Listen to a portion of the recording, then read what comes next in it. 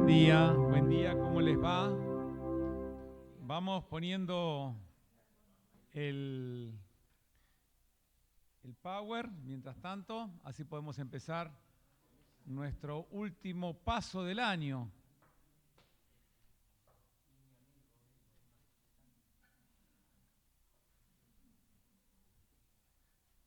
Cuando lo tengan listo.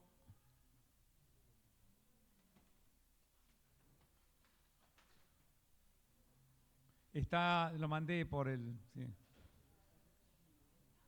grupo.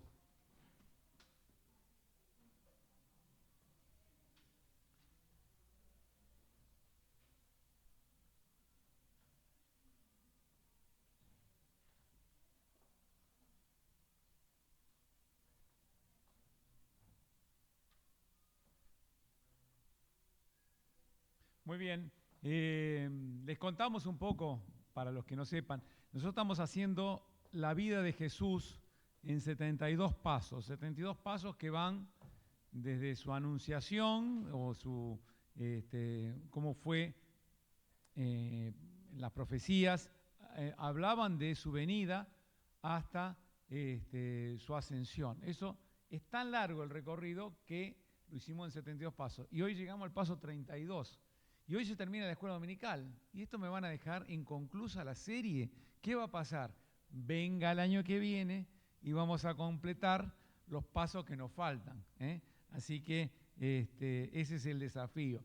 ¿Cómo está hecho esto? Para que también tengan en claro hemos buscado una lectura armoniosa de los evangelios, de manera que están engarzados las lecturas en forma cronológica para poder tener todos la lectura, el texto, en forma continua, los 4 evangelios armonizados y a veces alguna lectura más de algún otro pasaje de la Biblia para darle contexto. Así que bajo esas pautas estamos haciendo nuestro recorrido. Hoy estamos haciendo el paso de Jerusalén a Nazaret, 2 lugares que se dirían están relacionados con los orígenes del Señor. Jerusalén es un poquito más al norte que Belén, pero están próximos, ¿no? Pero son ciudades importantes dentro de la identidad del Señor Jesucristo. Jerusalén, Belén, Nazaret, son 3 que hacen los pasos más importantes. Y ahí lo tenemos, el paso 32, que nos está hablando que Mateo 13, 53, 58 y Marcos 6, del 1 al 6, vamos a tener las lecturas armonizadas que tenemos aquí. Bueno, aquí tenemos el trayecto. Fíjense que una de las consideraciones que te da el sistema de mapas de Google Maps es poder hacerlo en auto, en avión, en colectivo y a pie. Así que también lo hicimos a pie y en este caso, fíjense que te va a tomar tanto como 33 horas hacerlo a pie, yendo sin dormir, sin parar, esa distancia, porque son 137 kilómetros, es un trecho. Ahora, ustedes fíjense una cosa, son 137 kilómetros y el Señor lo hizo varias veces. Y aquí nosotros estamos haciendo 72 pasos. Y en estos 72 pasos nosotros nos hemos compenetrado con el andar del Señor. Nos damos cuenta que a veces leemos la Biblia y pasó el Señor de a tal lugar y demás, y hay distancias, son cerquitas porque nosotros tenemos grandes distancias, pero el Señor las hacía a pie. Las hacía una sola vez, se nos dijo que estaba sobre un medio de transporte. Cuando entró a Jerusalén, montado en el pollino, pero si no, siempre las hizo a pie.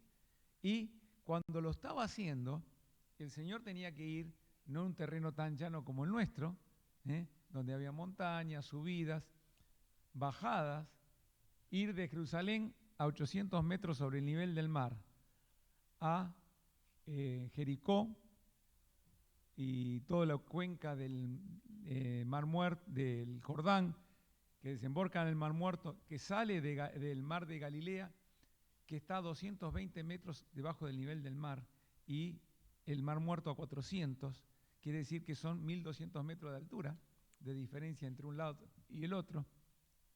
Entonces, nos marca que no era un terreno sencillo para andar. El Señor no anduvo. Y vamos a ver distancias, porque vemos Nazaret, Capernaum. Capernaum ya estuvimos varias veces, ¿se acuerdan? Hemos estado varias veces en Capernaum, ¿se acuerdan? Bueno, de Capernaum a Nazaret hay un camino, que es el camino que hoy se usa en aquellos que quieren hacer senderismo, a Nazaret. Bueno, son 42 kilómetros. Una maratón, exactamente. Pueden hacerlo a pie también, no es necesario correrla. Así que también se pueden llevar. Así que tenemos dimensiones, tenemos distancia, tenemos acciones del Señor. ¿Por qué lo hizo el Señor todo esto? Para dejarnos enseñanzas, para dejarnos su vida que no solamente eran palabras, sino hechos. Y esos hechos son los que nosotros tenemos que imitar. Vamos a leer la palabra y dice, salió Jesús de allí, de Jerusalén, y vino a su tierra. Quiero que tomen en cuenta cada vez que leamos los pronombres posesivos. Su tierra, y le seguían sus discípulos. Y llegado el día de reposo, comenzó a enseñar en la sinagoga, y muchos oyéndole se admiraban y decían, ¿de dónde tiene esta sabiduría y estos milagros? ¿Y qué sabiduría es esta que les es dada y estos milagros que por sus manos son hechos? Vamos a seguir la lectura, pero quiero detenerme en algunos aspectos para tratar. Su tierra. Usted sabe que hay una palabra en inglés para referirse a nostalgia. ¿Saben cómo se dice en inglés? Homesick. ¿Y saben lo que significa homesick? Bien, sick, enfermo del hogar. Dígame que no es una linda definición para la nostalgia. Nostalgia es estar enfermo del hogar, estar enfermo de aquello, me agarra una nostalgia, de aquel sabor, de aquel olor, de aquella fragancia, de aquella cosa que probé, generalmente me pasa por ahí la nostalgia, de aquellas cosas que probé tan ricas, de aquellas personas que conocí, de aquellas personas, y me agarra una nostalgia de la tierra. Generalmente nos pasa eso a los que hemos venido de otro lado. Puede ser cualquiera de los que estamos acá, somos muchos oriundos, ¿no?, de distintos lugares y queremos ir a veces a nuestra tierra. Y el Señor tenía nostalgia de su tierra, de su lugar. Y yo quiero ir a los míos, yo quiero ir a ese lugar. ¿Qué emociones habría también en el Jesús hombre por su tierra? Ahí había jugado desde los 12 años, desde que volvió de Israel. Ahí había crecido, habían crecido sus hermanos, habían trabajado con su papá, con José.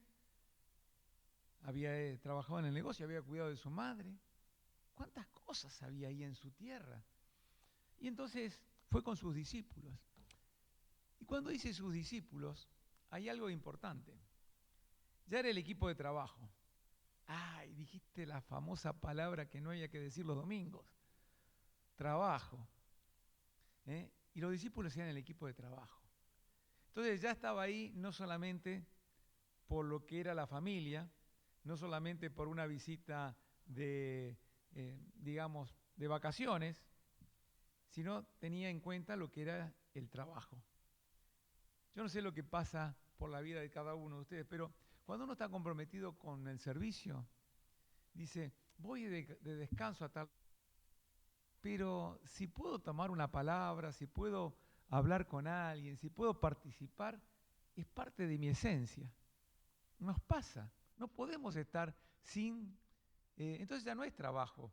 O sea, lo que es ir a una visita es estar también siempre anunciando y predicando. Es lo que nos decía esta mañana Sebastián con respecto a lo que queremos hacer en este mes de la Navidad, anunciar al Señor Jesucristo. Entonces, el Señor iba con la idea de trabajar, porque fue con toda la tropa que venía a trabajar con Él. Iban a trabajar para servir. Y en el día de reposo, Otra vez no volvió a hablar del día de reposo. Ya sé, el día de reposo es el día que el Señor lo cuestionaban siempre. Fíjense, distinto es acá. El Señor vino a enseñar en el día de reposo. Acá no hay problema con que lo que estaba haciendo era el día de reposo, porque ¿se acuerdan? Había curado, había hecho algunos otros trabajos, sus discípulos lo fueron cuestionados porque recogieron espigas, en fin, pero esta vez estaba enseñando en el día del reposo. ¿Qué quiere decir? Que él empezó a trabajar, a enseñar en el día de reposo, y los otros días no había podido hacer nada. En ese día empezó.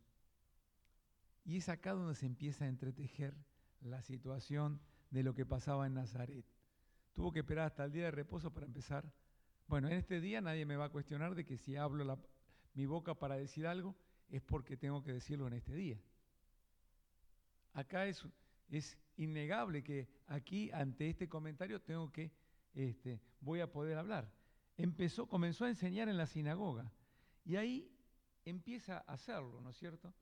Y ahí empieza la situación.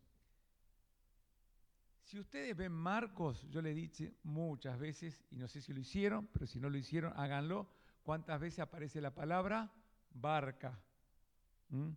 Y es un ejercicio como para leer en los 16 capítulos de Marcos la palabra barca, porque el Señor siempre la tenía listada, era su medio, su plataforma móvil para poder trabajar. En Marcos también siempre están todos asombrándose.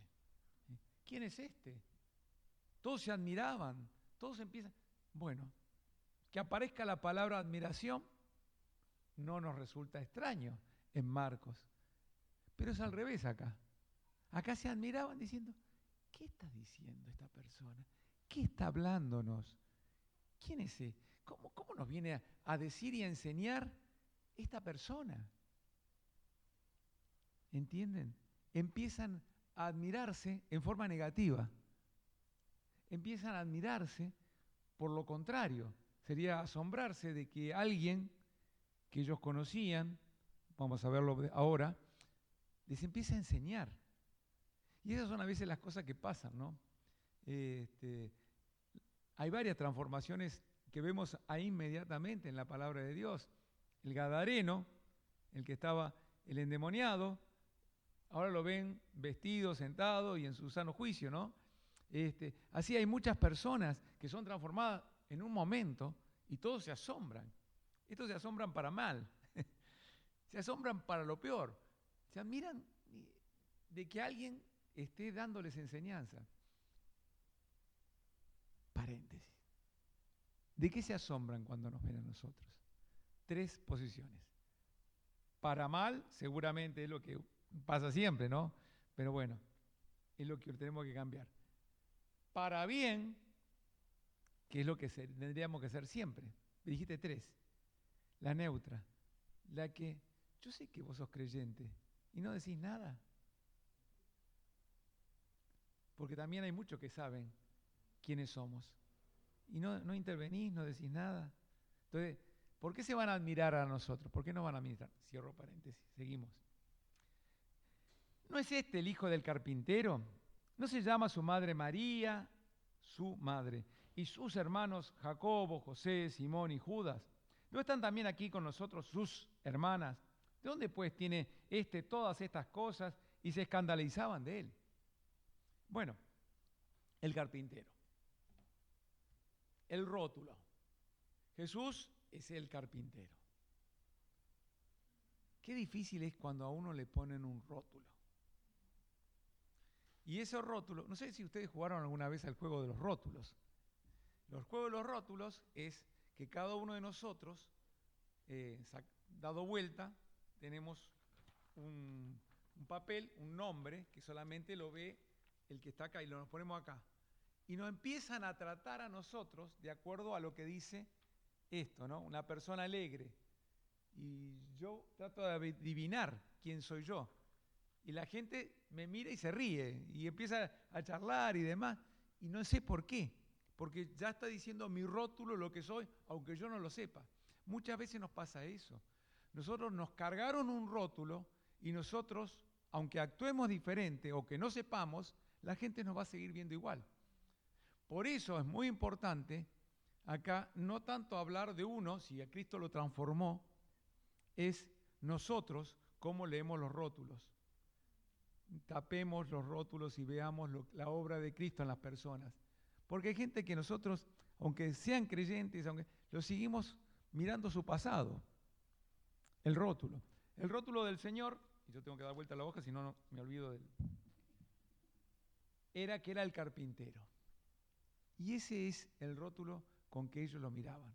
No podían concebir otra cosa más que el carpintero. De hecho, el Señor estaba enseñando en la sinagoga. Tarea que tenían los profetas, que tenían los sacerdotes, que tenían los maestros de la ley. Y que ahora estuviera dando clases. A ver, ¿está habilitado esta persona? ¿Tiene título? ¿Quién lo dejó pasar? ¿Quién le dio la plataforma? ¿Quién lo dejó pasar? Estaban con ese resquemor interno. Y entonces empiezan a resaltar, pero este es el hijo de su madre es María. ¿Cómo se referencia a una persona? Por el apellido, ¿no es cierto? Cada uno de nosotros, por el apellido o por el origen a veces. Son los, ustedes saben que en mi familia habían tantos, entonces se decían los arduzos de tal pueblo, los arduzos eran tantos que estaban allá cuando vinieron los piamonteses acá a Santa Fe, y estaban todos los pueblitos, le ponían el mismo nombre, los Lorenzo, los Juan, y eran todos así, Lorenzo y Juan, se llamaban todos los hijos igual. Entonces los llamaban por el pueblo. Y acá pasaba lo mismo, estaba relacionado a la identificación. Ahora fíjense que no decían el hijo de José, el hijo de... ¿Por qué?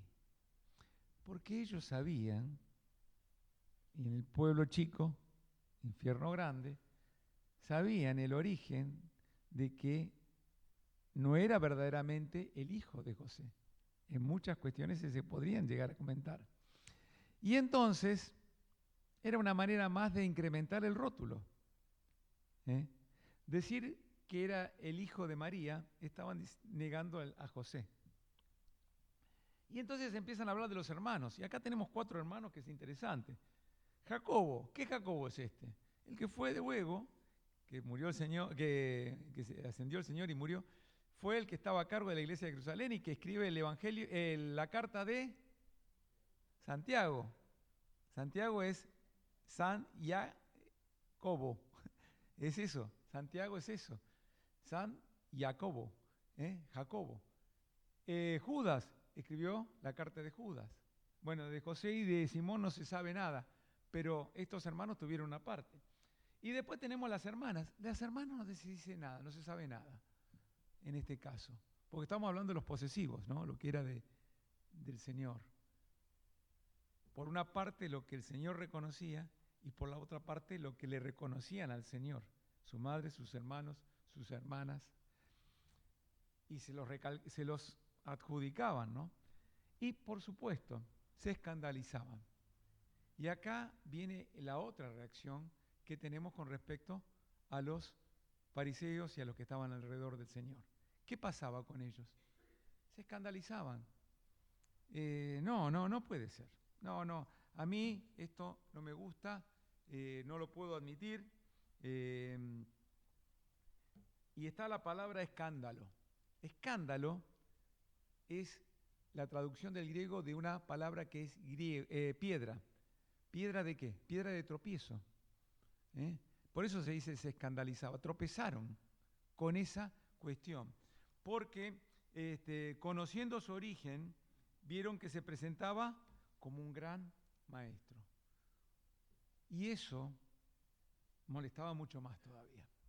Molestaba mucho más a gente que se sentía tocado, ¿no? Porque pasa muchas veces en las cuestiones de iglesia, en los celos. Yo tengo muchos más años que esta persona, que recién viene y ahora le están dando ministerios o le están dando actividades. Yo tengo años de iglesia. Bueno, años de iglesia, ¿y qué pasó? ¿Qué pasó en ese tiempo? ¿Creciste? ¿creciste o solamente hiciste número en la iglesia? Y ese es uno de desafíos muchas veces. Y acá el escándalo pasa que les estaba moviendo a ellos el puesto. Y cuando se sienten amenazados, bueno, que nos van a sacar del puesto también. Y entonces viene lo que sigue. Más Jesús les decía, no hay profeta sin honra, sino en su propia tierra, y entre sus parientes, y en su casa. Y no pudo hacer allí ningún milagro a causa de la incredulidad de ellos, salvo que sanó a unos pocos enfermos, poniendo sobre ellos las manos, y estaba asombrado de la incredulidad de ellos. Y aquí volvemos a algunas cositas. No hay profeta. Fíjese que el Señor no se menciona ya como gran maestro, que era porque estaba tomando la enseñanza, sino que él mismo, ahora, además de maestro, se presenta como profeta, que también lo era. Y marcando lo que decía hoy, se estaba hablando acá, ¿cuánto tiempo había pasado sin profetas? Adrián, lo había dicho esta mañana, estaba tratando de todos los que pasaron por la plataforma. 400 años de silencio. Ahora aparece Juan el Bautista y aparece el Señor Jesucristo, que también es profeta, porque nos dejó profecías. ¿Cuál es la profecía más importante que nos dejó el Señor? ¿Cuál es la profecía más importante? Que Él volverá por nosotros, vuelve por su iglesia. Y nos deja, y esa profecía tenemos que creerla, tenemos que sustentarla porque se cumplió. Se cumplirá, como se cumplieron todas las que Él, lo que dice acerca del Señor Jesucristo, y que las pudimos ver en la vida del Señor. Y entonces Él dice algo, que es que la familiaridad engendra menosprecio. A veces el estar tan cercano a una persona que es respetable, dice, uno está tratando que a lo mejor con una persona que tiene un reconocimiento en muchos lados y a lo mejor por el trato tan cercano que tiene, a veces no la valora como tal, por el respeto que le dan. Hay veces, muchas veces mejor, porque es lindo tener un acto de confianza con muchas personas. Pero cuando vienen otras personas que están acá y como que lo conocían al Señor por su origen y ahora que estaba viendo su obra, su nombre estaba siendo reconocido en toda la región, ¿qué nos está diciendo esto? No puede ser. No, para mí es Jesús. Para mí, yo lo conozco. No puedo. No puedo ser. Entonces, ni su familia, en primer lugar, ni su pueblo, ni los que estaban alrededor, lo reconocían. Y llega esta frase, que nadie es profeta en su propia tierra. Frase que muchas veces se escucha en el público, en toda la gente, ¿no es cierto? Bueno, el origen lo tiene acá en el Señor Jesucristo. Y marcándonos un ejemplo. Y su casa. Y acá en su casa, es diferente del su tierra que vimos. Era su familia más cercana a la cual él también quería llegar y le costaba. ¿Cuánto oramos por nuestra familia muchas veces, no? Por lo que tenemos más cercanos y queremos que vuelvan. Nos tocan. Siempre lo hablamos cuando hablamos de Pablo. Pablo quería él mismo, dice, hacerse anatema para poder salvar a sus paisanos, a los de su propio origen. Y muchas veces hablando que los viajes de Pablo siempre trataban de pasar ¿por dónde? Por Tarso. Llegar a Tarso de alguna forma. De hecho, de Tarso se fue porque le fue muy mal como cristiano, apedreado con látigos, según la historia, no lo que está reflejado, porque cuando uno trata de ver todas esas veces que él relata sus condiciones de discípulo, que pasó por distintas situaciones, son las que pasó cerca de Tarso. Entonces, vemos que no pudo hacer allí ningún milagro. El poder del Señor amainó, disminuyó, falta de fe, algunos dicen. Es bueno esta charla. ¿Por qué ¿por qué no pudo hacer milagros? Fíjense una cosa, la gente que hemos visto muchos milagros, hasta ahora sí, la vida del Señor, digan que sí, que hemos caminado en el año con el Señor, hemos visto muchos milagros. Y hemos visto que el Señor, cuando estaba acercándose la gente, lo hacía con fe, como decíamos, lo hacía por una necesidad. Y acá lo que encontramos es que la gente, no me gusta mucho este que viene ahora. Y entonces no hay un rechazo. Y entonces acá me quedé con dos situaciones. No iba ni por sanidad ni por milagros, nadie se le quiso acercar. Puede ser que limitó, y esto me gustó leyendo un autor, si yo les predico la condición que están del pecado, estas personas ya van a quedar expuestas a condenación. Si yo no le digo nada, no saben nada. Es mi responsabilidad decirlo. Pero acá el Señor es como teniendo como misericordia, porque les quiero hablar, y ellos me rechazan, ¿no? Teniendo más misericordia al tratar de no incrementar la carga de ofensa a lo que están haciendo. Pero igualmente, el Señor demostraba que tenía, y hubo algunos que fueron curados, aquellos que Él pudo poner la mano del Señor. Pero fíjense que estaba asombrado por la incredulidad. Al principio encontramos la palabra asombro. Acá, por ahí encontramos la palabra escándalo. Y acá estamos uniendo las dos palabras. Asombrándose del escándalo, sería las dos cosas, de la gente que estaba ahí. Y asombrándose porque no disminuye, porque pasmado por ver la reacción de incrédulos, hay un reto para atender a que conozcan todo lo que es Él. Y bueno, me tengo que ir de ahí y se fue. Y ya el Señor no pasó por Nazaret. Nazaret tuvo una oportunidad, sí.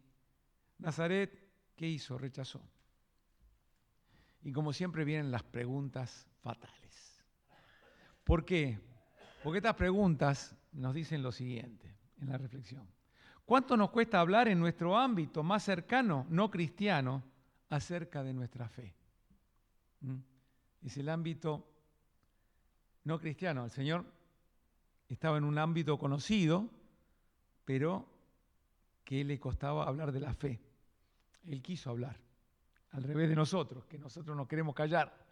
Pero acá, ¿cuánto nos cuesta hablar o expresar o demostrar?